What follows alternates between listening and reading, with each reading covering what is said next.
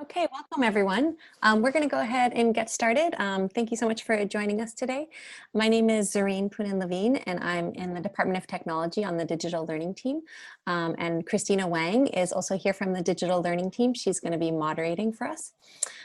So as you have questions or things come up, please feel free to put them in the chat and I'll pause to address those questions, and Christina will be helping to answer that as well. There's also a sign in the chat, so please sign in, and then there's a link to these slides if you'd like to follow along, but I'll be projecting. I'm also recording this session in case anyone wants to view it later. So if you prefer not to be on the recording, you can select stop video at the bottom.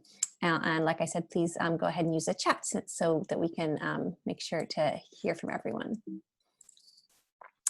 Okay, so Seesaw for middle grades. I'm so excited that there's interest in this. Seesaw has been used quite a bit in the elementary grades, and it's kind of taken off there, but it's really not specific to any grade. It's not specific to younger or older kids, and I think it has a lot of opportunity.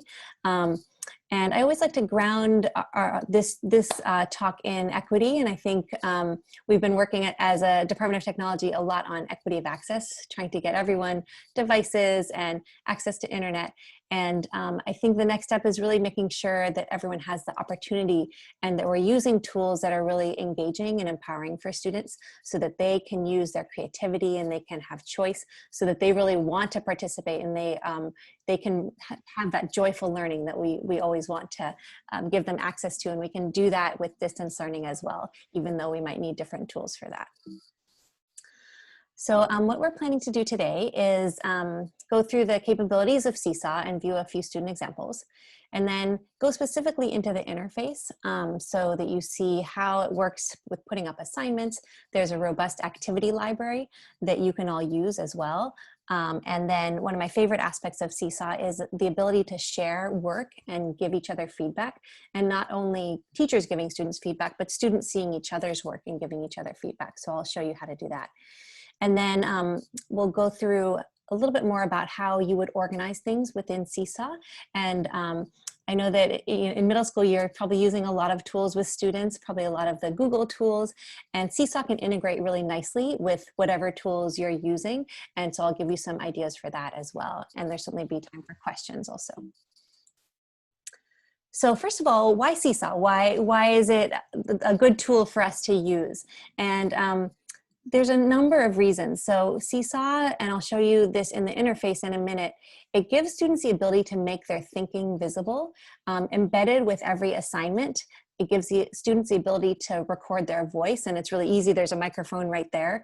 And so it allows us to have that interaction with students that we miss from the classroom, being able to kind of stop by and see what they're working on and chat with them. They can record their voice to kind of explain what they're thinking instead of just getting the work at the end.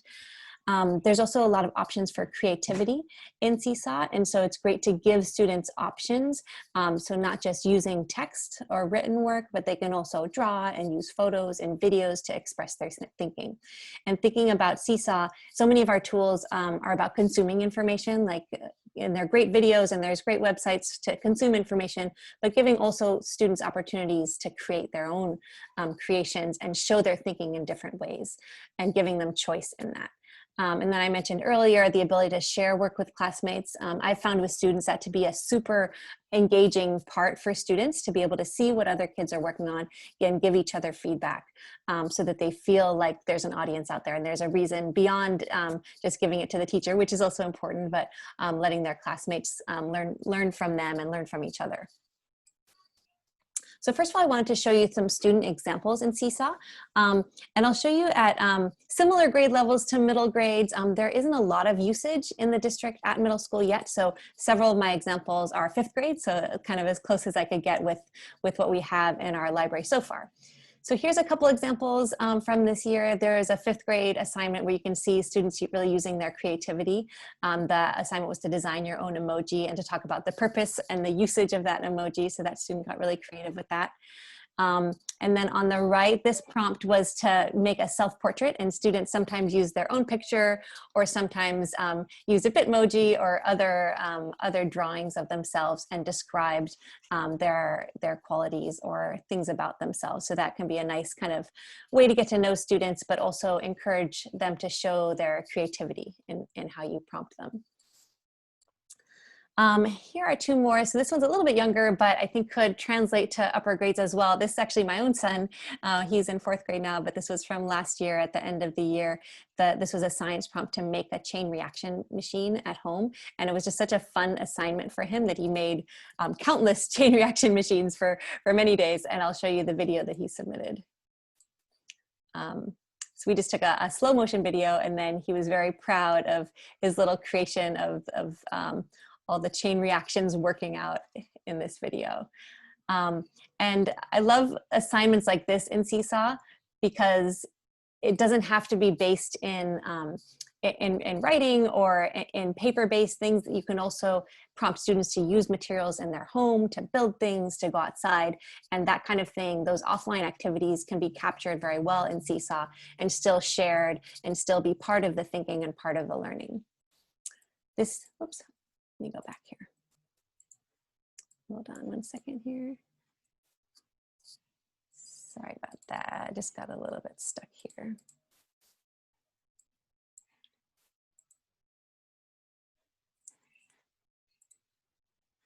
Okay, sorry about that. Okay, so in the next example here, this is a 5th grade math prompt. And so the student took pictures or actually responded with the pictures in the assignment. The assignment was to circle the one that doesn't belong. And so it's a very open-ended assignment, and the students were prompted to describe their thinking with that voice recording that I was talking about, and also circle which one they felt fit into that category. So here is a video of the student. Okay, so I think the blues, actually the number square doesn't belong because the number square only has numbers, and the other ones are like dices, but they actually have circles instead of numbers on it. And then I don't think that this dog belongs somewhere here because he has spots. I mean the same thing, actually this one doesn't belong because this one's more flatter than the other ones. These are more like fatter. So I like that I brought out that example in particular because you can hear the student really thinking through their choices, and you can imagine this was kind of a simple example in terms of the prompt, but you can imagine that in a more complex problem as well, to really hear the student like deciding what they're thinking and changing their mind and explaining what they're thinking. And Seesaw really facilitates that. It makes it really easy for students to incorporate that part. This next project was a 5th grade project that I actually did a couple of years ago at Cesar Chavez, where students did a video on Adobe Spark. And this is what I was talking about earlier, where the creation doesn't have to occur within Seesaw. You can also use other tools if they're doing like Google Slides or Adobe Spark or iMovie or any other tools where there might be a longer project or something they're involved with. They can still upload that to Seesaw to make use of that sharing and feedback capabilities. So it's a quick way to have all the assignments in one place from your class, and then students can see each other's work, put comments on there in one place. So I'll just show you a little bit of this. Students were prompted to make their own superheroes and then write a fantasy story about that in Spark. Gummy Man versus Sans. Sans is a 13-year-old that lives in the underground. He got his powers by an acid wormhole. So I'll just pause it there, but I just want to say also about this student. This is a student who really excelled at speaking and performing and wasn't as interested in writing. And so this is a great way to kind of do a writing assignment, but using creativity tools. So that student really, really enjoyed it and was so invested and so engaged. And I feel like got so much more out of it than if he was just given the option to write down his thinking. So now let me take you into the tool a little bit more to show you how you would get started with Seesaw for your class. Actually, let me just pause there. Are there any questions coming up, Christina, so far? No questions yet. Okay, and so feel free to use the chat when anything comes up, and I'll pause periodically. So in order to access Seesaw, this year, if you've used Seesaw in the past, it might be a little bit different this year because the district has purchased Seesaw for everyone. So that makes it really easy because it's already set up in our digital backpack in Clever. And so that means students can go in through clever.sfusd.edu, and teachers can as well. And they would just select login with Google and log in with their same Google account that they use for everything. And then they could click on the Seesaw app. It's going to be on that Clever page.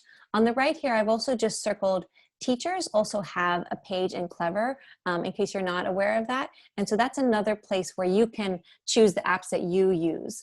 If there's ones that you particularly use in your class, you could make your own page there, and then that would make it even easier for students to find the apps. And it doesn't have to be just apps, you can also put links in that Clever page.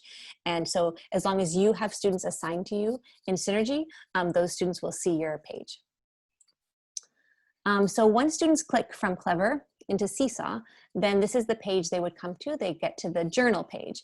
And this is, it's kind of like a blog. It will have all the posts from students come up here. For students to submit work, they're just going to click on this green plus and they can submit things. Also, where students will be going most of the time is through this activities tab right here. And that's where you will post assignments and prompts, and then they can respond to them there. If you're showing students how to do this, Seesaw also has a sample student. So if you log in as a teacher, you can post something, you can respond to an assignment to model it, and you can just submit it as a sample student, and that's built into Seesaw. So from the activities page, the activities would be listed here, and then at the bottom of each activity, there's an add response button there, and that's what they would click on. And similar to something like Google Classroom, it's nice because all the submissions for that assignment will be grouped there so that you can easily see for this math assignment who has responded, who hasn't responded, and they're all grouped there together for you to keep it really organized. So next I want to show you, this is the actual interface for Seesaw. So every time students submit something to Seesaw, they have all of these options. And that's what I was talking about before with the choice aspect of Seesaw. So you might give them a reading prompt or a math prompt or a writing prompt, and then they will get these options. They will be able to take a photo, do drawings. The notes are more like if they want to type something. They can also upload a file. So that's what I was talking about with that Adobe Spark project. If they've done a file, if they've made a file somewhere else, they could also upload it to Seesaw, or they can make a video. And then there are additional tools after you go into that. The drawing tool is particularly robust. Within the drawing, you can do a lot of things. So let me just show you what that looks like. I'm just gonna go here and pretend that I'm posting student work. So if I go into drawing, I have a number of tools here. Let me just make this a little bit smaller. So over on the right-hand side, I have all my colors. So I can choose a color, and then I can draw here up at the top. I can use those tools. There's additional tools here at the bottom, pencils, markers, erasers. And then on the left here, there's also a text tool. So I can label things. I can write longer text entries there. The 3 dots underneath these objects gives me more options for style. I can link to things, so I can link to websites, or I can even link to other pages in my Seesaw submission. So here's my Seesaw post. I have a first page here. I can add a page at the bottom. Now I have 2 pages, so you could have a multi-page prompt. And then you could even, they could even use it sort of like a Google slide if they wanted to. And I could, for example, take a text box, link it to page 2 if I wanted to, and then I could connect pages like that. And I'll show you another example of how that could work. Here's the microphone, and this is where students would record their own voice. So they would click on that and then be able to narrate their thinking or what they've done. There's a photo here as well, so I can upload actually a photo or a video, and I can take it right from the interface here, or I can upload it from my computer, and then I can draw around that. So it's kind of a multimedia options here within the drawing tool. And then lastly, there are some additional shapes and backgrounds, so I can kind of style that as well. And when I'm done, I have 2 options here as a student. I can save it as a draft, and that means I can go back to it and continue editing it, so I don't have to finish it all in one setting. Or I can hit the green check, and that will submit my work. Now, when I submit my work, it doesn't get published right away for everyone to see. The teacher has to approve it first. So there's a process where you'll get to approve everything, both for Seesaw posts and for any comments that students write. So that's kind of the interface for creating. So now I'm going to take you into the assignments area. So you can create your own assignments kind of like you would in Google Classroom, but you can use all the creative tools within Seesaw. So let me show you what that would look like. So same thing as a teacher, I would start from the green plus and click on Assign Activity. And I'm going to show you how to make your own activity right now, but in addition, you can search the community library and the school library for any activities that other teachers have made, and you can also share those in your class. So if I'm creating a new activity, I would click on the blue plus there, or I could assign other activities that I've saved, or browse the whole library. So if I create an activity, I would go ahead and put in the title and instructions, and you can see in those instructions, there are some codes.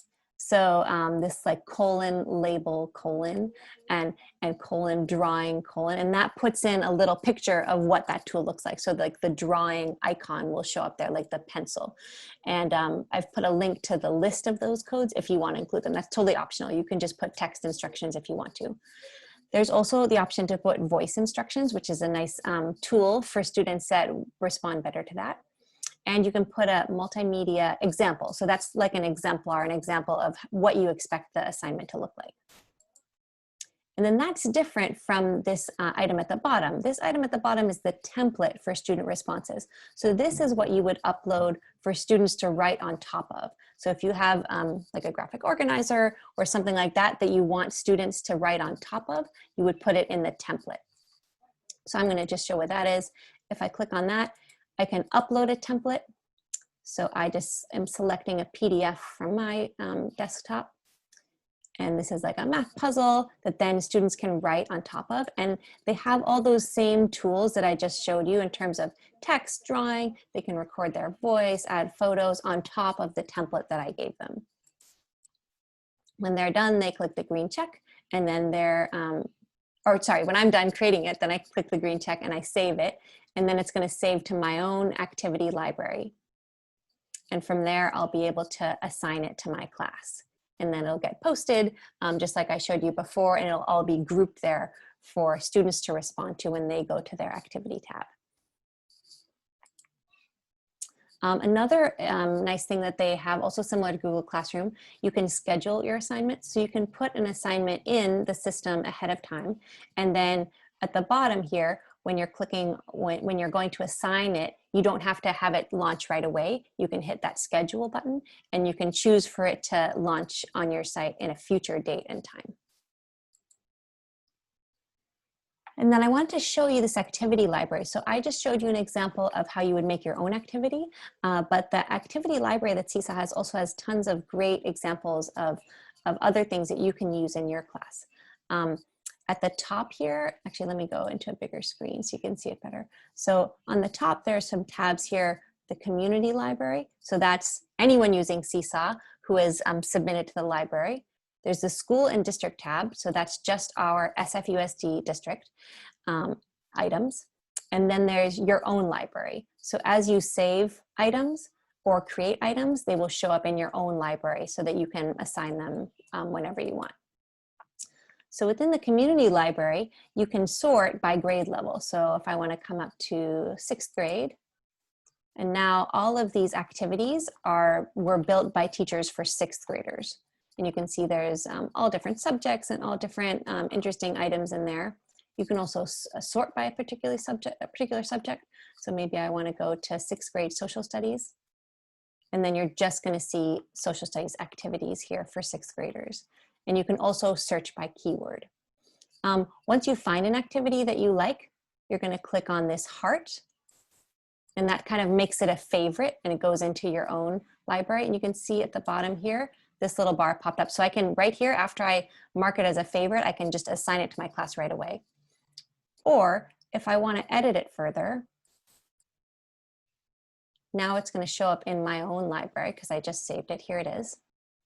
I can click into that activity. I might like it just the way it is, and I can assign it, or I might want to change a part of it, or add my own example, or add my own voice instructions. And if I want to do that, I'm going to come down to the bottom right here. Oh, sorry, that's a little bit low. And then I'm going to say copy and edit activity. And that makes an exact copy of what it is. And then I'm taken to that same interface for creating activities, and I can change any part of it, save it, and then add it to my own class. Okay. Oh, yeah. So this just shows you where those icons are again. First you save an activity to your favorites, and then you would click on the 3 dots underneath it to copy and edit it. This is the interface I was talking about before, how when students submit any kind of posts or comments, they are approved by the teacher before they're put on that journal page for everyone to see. And so you'll get a little banner that comes up on your Seesaw class just on the top page, and you'll be able to click on review and approve posts as they come through. You can also approve a whole group of them. If you can see that they're all good and you want to just launch them all, you can do that. And then there's a few other options as well. You can just straight up approve it, or if there's any corrections or things you want a student to make, you could send it back to them with some instructions to alter them. Or if you feel like it's not what you want, you could even delete it entirely.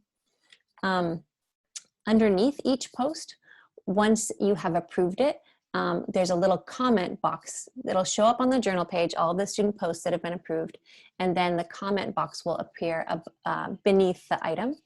And so teachers can comment on student work, and other students can comment on each other's also.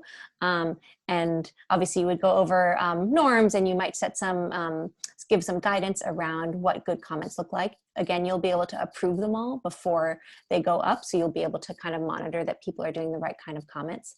And there's also the option to do text or voice feedback. So that's kind of a nice way that students can hear each other's voices if they choose to use that, or they can just give the feedback in text.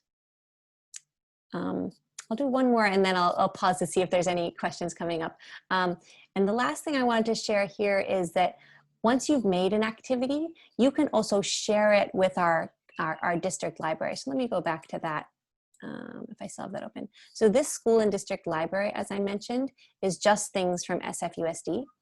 But teachers have to choose to do it. So when you make an activity, it doesn't automatically go in here. You can choose to share it. And I highly recommend you share activities that you feel like are working well with your students, so we can build out that library further. But just so you know, it won't share without your permission.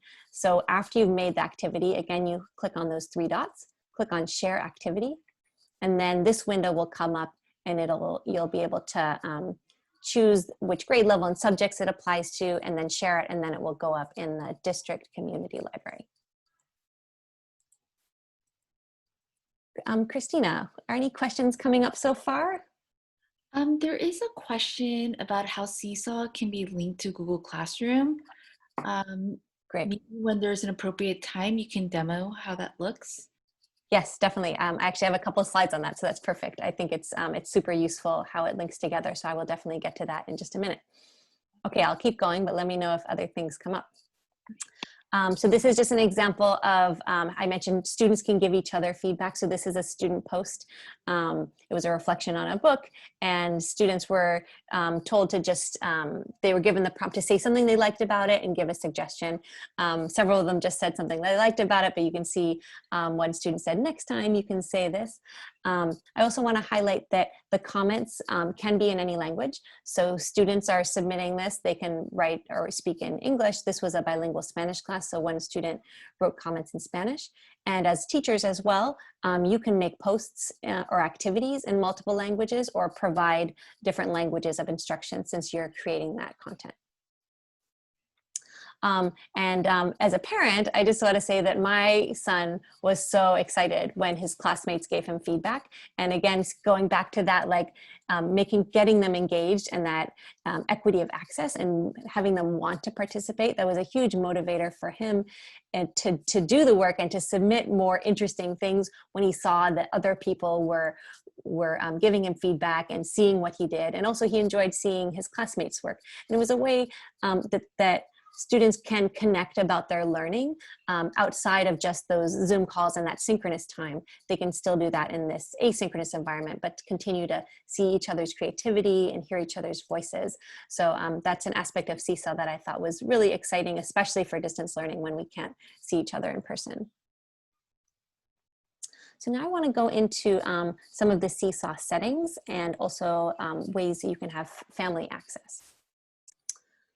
So when you go into your class, oh, and I want to say one other thing about classes. So if you have students assigned to you in Synergy, you will automatically have a Seesaw class with those same students already assigned to you.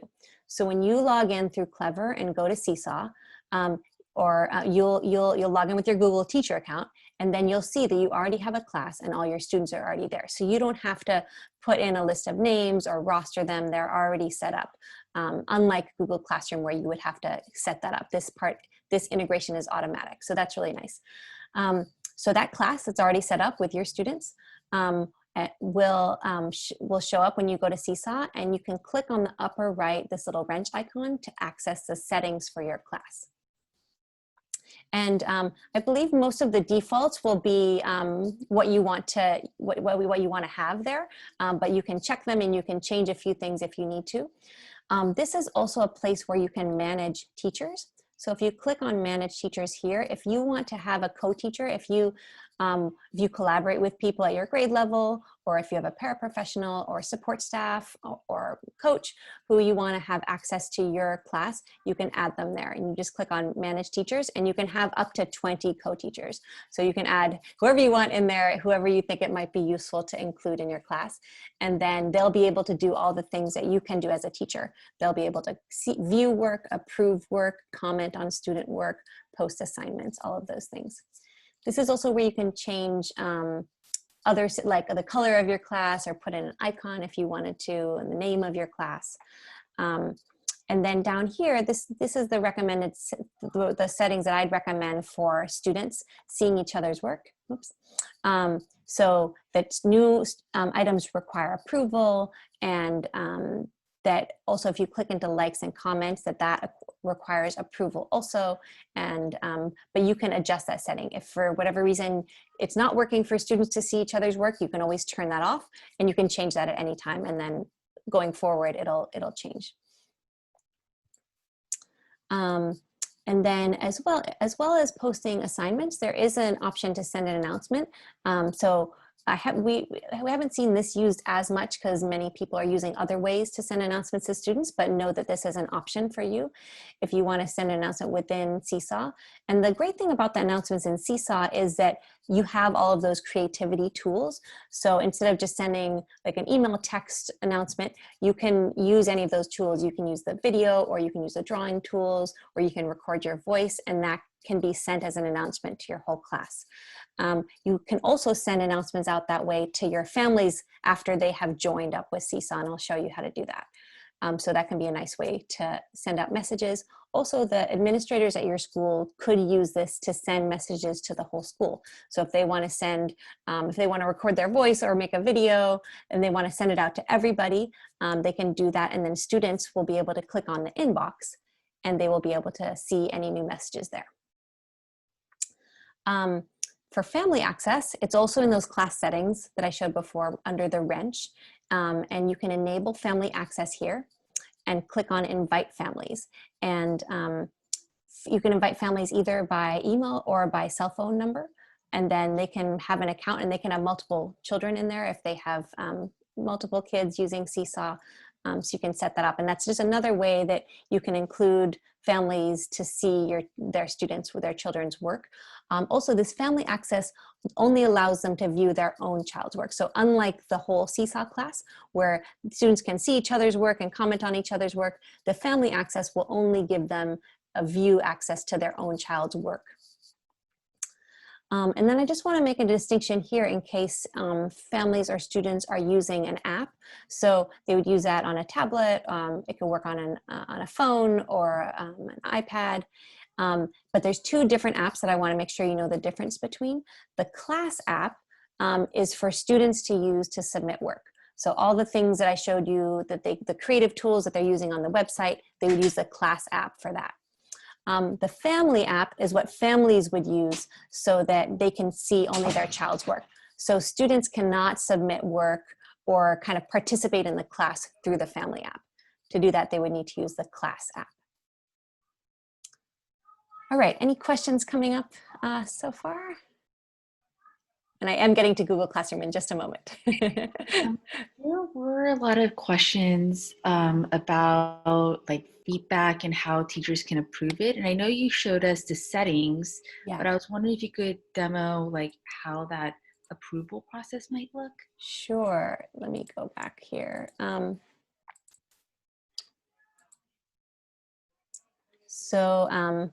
I'm just going to walk you through this. So this is the top of a classroom here, and this is a real classroom. So I won't probably go all the way through the process, but I'll show you how it looks. So over here, when I go to review, and this would, I would get a notification like this for new posts and for comments. It would show up here all the things that I need to approve. And so I have a whole list. Oh, here's a perfect example right here. So here's a post, a new post from a student. So I can view it. If it were a video or recording, I could play it and listen to it. And then I could click approve at the top or send back or delete if I want to delete it entirely. And then here's a comment. This student recorded a voice comment for this item. And so I can listen to his comment and I can approve separately that comment, or I can delete it if I don't want it. So for every item that gets submitted, it will show up here in the queue to get approved, and it won't be visible to anyone except for the teachers. And this is a place that I've seen some nice collaboration to. If there are co-teachers in a class or a support staff, they could help approve items and give feedback. And it's just great the more kind of interaction students can get and the more feedback they can get. So that can be a really nice way to use co-teachers. Serene, two questions. First, can you send a message to another teacher that has joined your group as a co-teacher, I'm assuming, about a specific project, or can teachers message each other within the platform?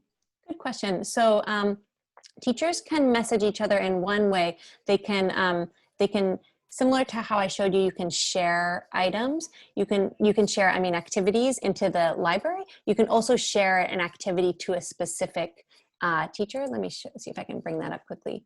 So if I'm in my own activity library and I want to share this, I say, oh, this is a great activity and I want to share it with my colleague and see what they think about it. I can go to the three dots and then, I wonder if this is going to show up for me. Sorry, it's a little bit low here at the bottom. Let me bring this up. It's not showing up for me right now, I think. But normally I would have, oh, I go share activity. There we go. Share activity. And then here I can email to teachers. So I can click in here to select teachers and just like easily share an activity with them. I can also get the teacher link, and I could use regular email for that communication as well. So you could do that either way. There is an additional messaging in terms of like the inbox and announcements, but you can share the activity piece. Okay, and two more questions actually. First is about student collaboration. Is there a specific feature where students can collaborate on the same assignment at the same time, like a group project? Yeah, that's a great question. And that's something that is not possible in Seesaw. So for that, I would definitely stick with the Google Suite, like the Google Docs and Google Slides, and all of those things are great for that. And if you want to still use Seesaw, I'll show you in just a minute, you could upload that Google Slide or Google Doc to Seesaw and then share it out for feedback. So you could use Seesaw on the back end for the sharing and feedback, but you wouldn't use it for that collaborative creation. And there's another question about the long-term management of activities in the journal work. The journal stream seems to get congested quickly. Are there ways to organize them, perhaps through the function of the folders? Yes, great question. Yes, so I will talk about that next. So there are folders that you can designate yourself, and I definitely recommend doing that because you're right, the journal can get kind of congested if you're using Seesaw a lot. So let me take you to that. I'm just gonna Okay, let me do two other things first and then I'll go to folders and those other things. So just really quickly, here are some other fairly recent features that Seesaw has launched for students that might want to print out an activity. If there's something that you want them to do on paper or they prefer to do on paper, Seesaw has this ability with whatever assignment you put out. Again, you click on those three dots and the student can print out the activity if they want to. This is something fairly new also. This is block boards. So what this is an example, and it's a very new thing that we're just starting to try out, and Seesaw is just launched actually. Within a multi-page slides, you could create kind of like a choice board. So in this example, there's a video on the left side where it says learn, and then there are several different Seesaw activities that prompt. So there's a prompt to record something, to make something, to solve a problem, to write, to make a connection with home. And so you can have multiple prompts within one Seesaw activity. So if you want to check that out further, there's a link here to see that this is an elementary example, but you can kind of get the idea, and you could even take that template and copy different content into it to make a kind of a more open-ended activity for students to explore. And you could even have something that lasts the whole week where you want them to do one thing each day, and then at the end, or maybe do 3 out of the 6 where they get an additional choice underneath a particular topic. Okay, so here's what the question was about folders, which is a great question. So let me show you a little bit how you would use folders. So in your journal page, right next to on the right side where it says class journal, there's a little icon of folders. And so you could click right there and you could add to your folders. So let me show you that in here. So here's my journal page. I'm clicking on the folder here. And there aren't any folders yet. So I can click on manage folders. And here's where I can create a folder. And I can name them whatever I want, and I can have different colors for different folders. And then when I make activities, those assignments, I can put those that activity into a folder. So I might have a math activity, I'll put it into a folder, and then all of the responses will always be under that folder. And then I can filter this journal page by those folders. There's also this folder called the private teachers only folder. When you put an activity, and that's a default one that's already there, when you put an activity in there, it means that other students won't get to see it even after you approve it.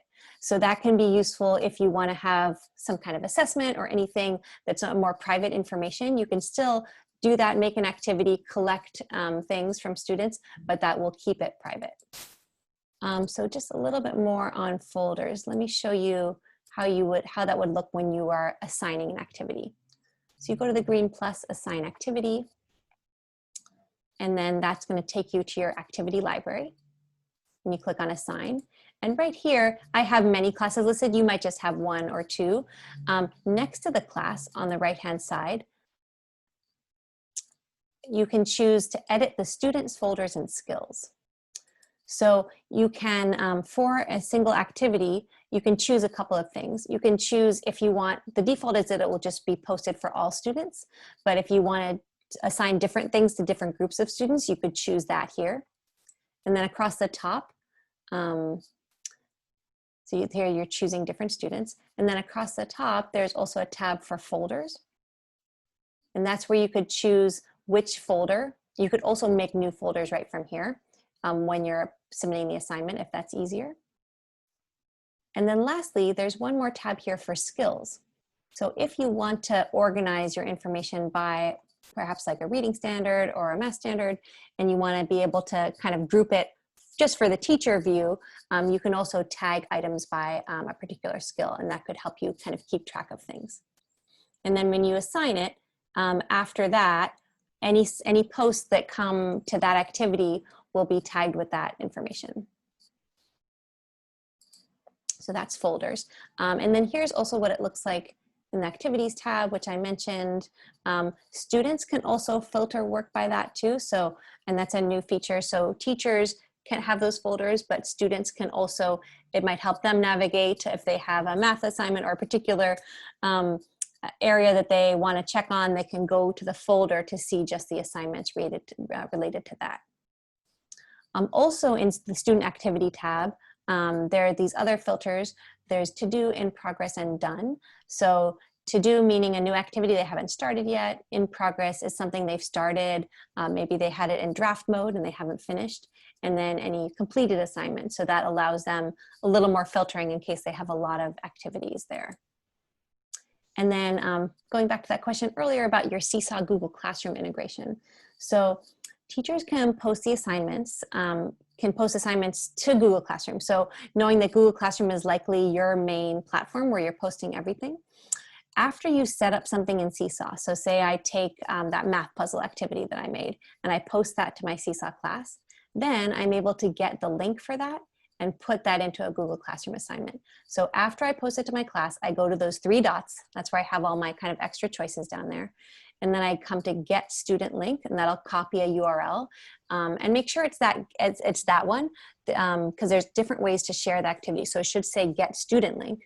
And then when I make a Google Classroom assignment, I'm going to copy that link in there. So it makes it really easy for students. They don't have to navigate all the way through the class and to the activities tab and then down to the right activity. From Google Classroom, they click on the link, it takes them right into the activity that you want them to respond to. And then just a little bit more on Google integration. So as we were talking about before, Seesaw doesn't have that collaboration capabilities, or you might want to use Google for a number of other reasons too, like they might be typing a longer document in Google Docs or collaboratively making slides. So whatever file they have can also be uploaded to Seesaw. And so when you come to this choice screen, like we were exploring drawing earlier, you could go to upload. And from upload, you have a few different options. You can select something from your computer. So that could be like a picture or PDF or video that you've downloaded. But you could also select directly from Google Drive. So you could click on Google Drive. I often tell students to go to their recent files to find what they most recently worked on. Then they could choose like maybe the Google Slide project, and then it would post in Seesaw, and everyone, once it's approved, other students could give them feedback on it. And it's just a nice way to kind of share it in one place and continue that ongoing feedback. And we've also really encouraged students to include that as part of their process, not just when they're done. Since it's so easy to share and get feedback in Seesaw, it's a nice way to, something to incorporate into the process. So even when they're brainstorming, they might share a brainstorming doc, or when they've done their first draft, having those feedback loops occur frequently can be really productive and engaging. And then just a little bit more of a breakdown, and I think this relates to some of the questions earlier too about collaboration. So Seesaw's strengths are really what you've seen in terms of the creation. So it has all those choices for, they can record their voice or make a video or draw in response to any assignment. And that sharing and feedback, students can see each other's work, and you can have that be an ongoing part of your instruction. And that can be oral also, that feedback. And then Google Classroom has a lot more organization of assignments. The grading is integrated, that it's well integrated with docs, slides, and sheets, very, very seamless, and integrates with other apps as well. And then what we talked about earlier with being able to collaborate on one project is something that's not possible in Seesaw. So continuing to use Google Classroom as your main platform is definitely the recommended process, but using Seesaw when it makes sense. So when you want students to be able to have more creative input and use those feedback capabilities so that they are sharing in their work as well. And then I'll just go on to some coming soon features, and then I'll have some time for questions at the end. I know we're running close to the end here. So really quick, coming soon, probably in the next week or two, Seesaw has a few additional features that I just want to preview for you. As people mentioned, sometimes that activity tab might get kind of busy. So you can filter by folders, but they're about to introduce a feature where you can pin an activity to the top. So whether that's something you want people to do right away or an announcement, that's going to be really handy once that launches. And you can do the same thing in Journal, like you might want to spotlight a student work that did a really great job. You'll be able to pin one post to the top, and that it'll stay at the top until you change it. And then this is something else new, that this allows students to take screenshots on their computer. So this is a very short video that I'll just show you. This is a Chrome extension, so that can be added.